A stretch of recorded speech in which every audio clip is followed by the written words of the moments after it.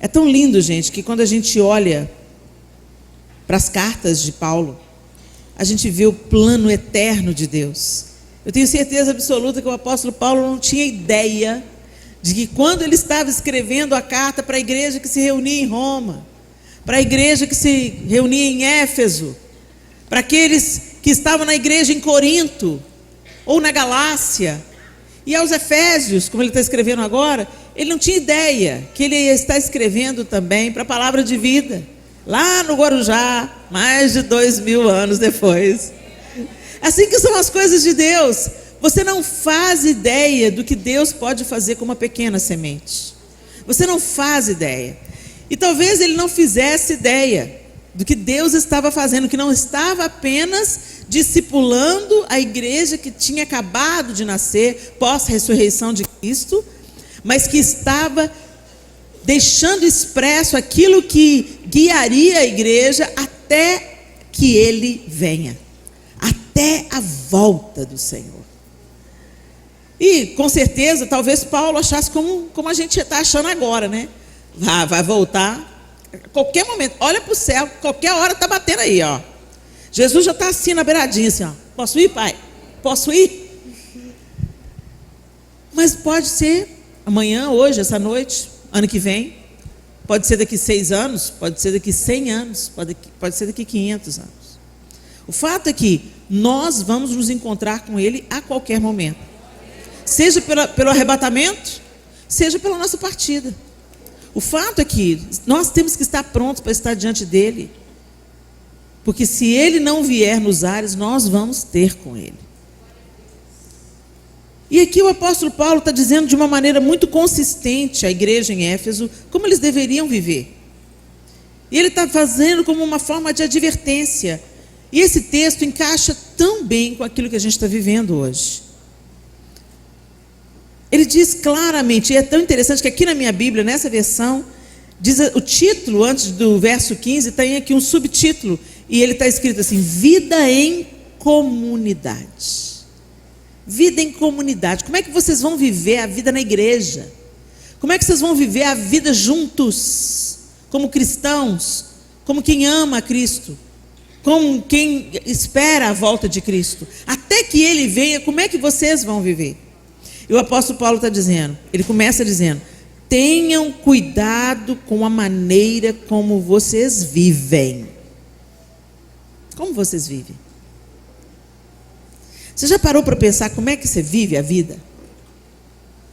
Às vezes a gente pensa assim, eu vivo... A gente gosta de impressionar com as nossas frases feitas, né? Eu vivo para a glória do Senhor. Eu vivo aos pés do Senhor. Gente, é mais simples. Como você vive o seu dia a dia? Essa é a sua vida. Às vezes a gente pensa que a vida é feita do jubileu de prata. Não, é para chegar aqui, teve 25 anos, de um dia de cada vez. Se acumularam os dias e formaram 25 anos. Mas foi um dia vivido de cada vez. E como é que você vive o seu dia? Como é que você faz? Pensa aí rapidinho. Você acorda, vai fazer exercício? Vai fazer skincare? Mete a mão no celular e já para ver a notícia do dia, para ver o que está rolando no Instagram. Você dirige a sua primeira palavra do dia àquele que te deu a oportunidade de acordar? Como é que você faz? Essa é uma pergunta intransferível, porque cada um de nós aqui faz de um jeito. Eu estou provocando você. Dá uma repassada aí de como que é o seu dia a dia. Você levanta, você ora, você toma café, você faz o skincare, você vai para a academia, ou você sai correndo para o trabalho, às vezes reclama com o pessoal, o motorista do ônibus, do Uber, às vezes você trabalha em Uber, já sai cuspindo marimbondo, pega uns clientes ruins, e aí volta correndo para almoçar, você almoça meio-dia, almoça 1 hora. Como é que é o seu almoço? Aí você almoça com a família, almoça sozinho? Como é que é o seu dia? E de tarde, aí como é que você passa a sua tarde? Aí eu trabalho, tenho que trabalhar, depois eu tenho que correr, porque tem faculdade à noite. Vai para a faculdade à noite, tá? Pois é, o jeito que você vive o seu dia é o jeito que você vive a sua vida. A vida não é feita de momentos extraordinários, a vida é feita de momentos comuns, ordinários, rotineiros. E é nessa rotina, é nessa simplicidade, é nessa repetição, é nas coisas simples que a gente vive, na nossa comunicação, na maneira como a gente conversa, o que a gente fala, é nesse jeito de viver que o apóstolo Paulo está falando. Tenham cuidado com a maneira que vocês vivem, que não seja como insensatos, mas como sábios. Será que nós somos mães sábias? Você, por exemplo, impõe as mãos sobre os seus filhos, você que é mãe, antes deles saírem para a escola? E fala: Deus, em nome de Jesus, eu estou abençoando fulano, para que ele vá para o ambiente da escola, mas que a água ao redor dele não afunde o barco. Que fique de fora toda palavra maldita. Que fique de fora da mente dele toda ministração das trevas. Todo falso ensino, toda falsa ideologia. Ó Deus, em nome de Jesus, dá discernimento para o meu filho. Dá um coração quebrantado. Senhor, revela-te pessoalmente ao meu filho, porque Deus não tem neto. Você ministra sobre o seu filho. Você ora pelo seu patrão difícil. Porque o papel do insensato é: fulano chegou, e luta. Ô Jesus, para que veio hoje, Senhor? Podia ficar lá na casa dele dando ordem, peste. Isso é viver como insensato. Agora, se você olha e fala assim: chegou, vamos orar. Oh Deus, pega ele, abraça ele com teu amor, revela-te a ele. Eu sei que o Senhor ama ele igualzinho o Senhor me ama. Então vai lá, Senhor. Oh Deus, em nome de Jesus, os bichos não vão pegar ele, usar ele contra mim, Senhor. Em nome de Jesus, Satanás, solta o fulano, em nome de Jesus. Você não vai usar a vida dele. Vivam como sábios e não como tolos. O marido não é crente. Luta. Tô orando tem 10 anos, Helena, esse homem não converte. Gente, a sua boca, ela produz alguma coisa. A palavra tem um poder que, se você soubesse, você ficava caladinha para Jesus te dar vitória. A palavra da gente, ela produz vida. Já fizeram aí N experiências, né? Fala para uma plantinha: você não vale nada, você não vai dar em nada. Ela não dá mesmo não. Você fala para outra planta: você é linda, você consegue, você é vigorosa. Pois é, gente, se isso funciona com planta, funciona com filho, funciona com marido, funciona com o patrão, funciona com a sogra, funciona com a nora. Planta o que você quer colher. Se você planta fuxico, fofoca, maledicência, conversa fiada, é isso que você vai colher: maldição. Gente, esse é um simples exemplo de uma maneira, para vocês discernirem, uma maneira de viver como insensatas, uma maneira de viver como sábias. A gente não é crente na igreja não, gente. Na igreja a gente põe a nossa máscara de crente. A gente vem e assume o crentez, põe a roupa adequada e socialmente aceita, para a diaconisa não vir falar que Deus é justo, mas a sua calça ganha. Aí amarra um pano na cintura, né? Aí dentro da igreja veste toda bonitinha. Quando vai para a praia, só Jesus na causa. Deus quase que vem matando um animal para fazer um casaco de pele para pôr. Ô, gente, quem é santo? É santo na igreja, é santo na praia, é santo no shopping.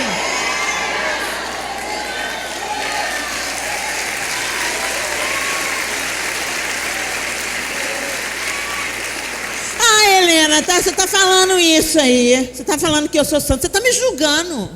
Você está me julgando porque quem conhece meu coração é Deus. Ô, gente, deixa eu falar com vocês uma coisa. Deus quer o coração. E depois que ele ganha o coração, sabe por que ele quer o coração? Porque quando ele ganha o coração, ele ganha tudo. É por isso que ele quer o coração. Sabe aquela história que tem muita gente que usa até o texto bíblico para falar, né? Não, quando Samuel foi ungir um rei lá na casa de Jessé, a crente conhece a Bíblia. Não basta, gente, conhecimento, precisa de sabedoria. Não basta conhecimento. Tem um tanto de gente que conhece, tem um tanto de ateu que conhece a Bíblia de capa a capa. É ler e deixar esse livro fazer diferença na sua vida. A crente vai lá e fala assim: pois é, quando Samuel foi ungir, olhou para Eliabe e falou: eis aí o ungido do Senhor. E Deus falou com Samuel: não, Samuel, eu não olho para a aparência, eu vejo o coração. Pois é, então deixa eu te explicar, santa, santinha, linda, poderosa, santa, pura, noiva de Jesus. Deixa eu te explicar. Deixa eu desenhar para você entender. O que Deus está falando no caso de Eliabe, irmão de Davi, é que ele tinha uma aparência de ser a pessoa certa. Ele tinha a roupa certa, a estatura certa, a pose certa, a postura certa. Tinha cara de rei, porte de rei, todo trabalhado na guerra. Parecia um líder nato. Aí Deus falou assim: não atenta para o coração, é só fachada. Eu conheço o coração de Eliabe e eu tenho rejeitado o coração de Eliabe. O que Deus reprova é você parecer uma coisa e não ser. Então cuidado aí, você que está se gabando, que tem a saia longa. Está se gabando, porque eu me visto como uma virtuosa de Jesus. Mas a sua língua é tão grande quanto a sua saia.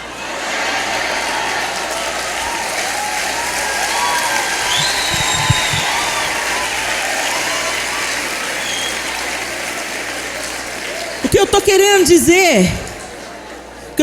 dizer é que quando Deus nos alcança, Ele nos alcança e Ele nos ama do jeito que a gente está.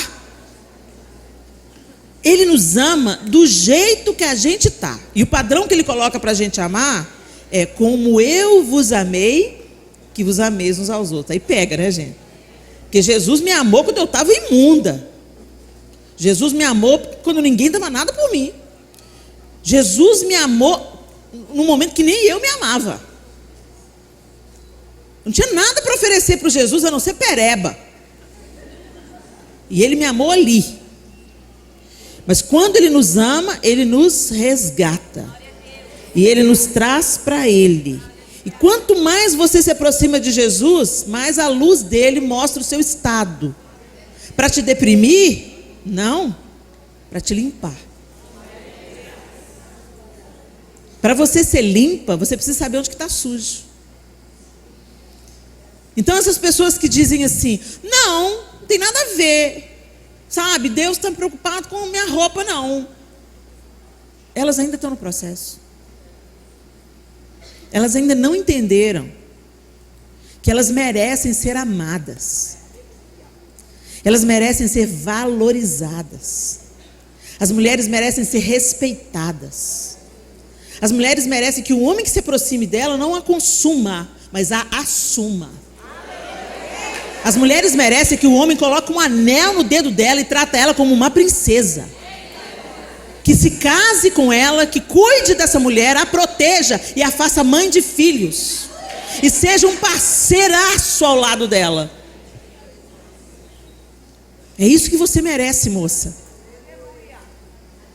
Ser amada, ser valorizada, ser bem tratada, ser cuidada, ser respeitada, ser encorajada, não usada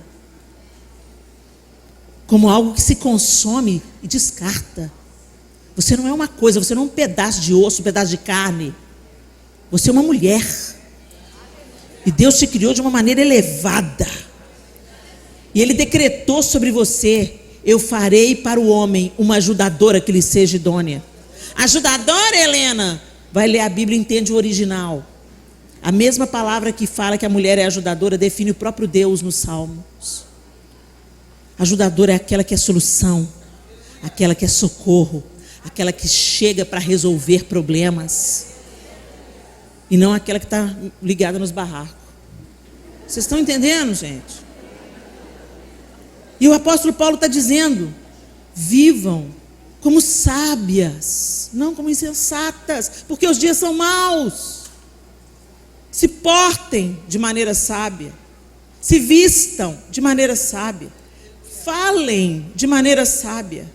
Interajam uns com os outros de maneira sábia. Trate seu pai com a mesma honra que você quer tratar o seu marido.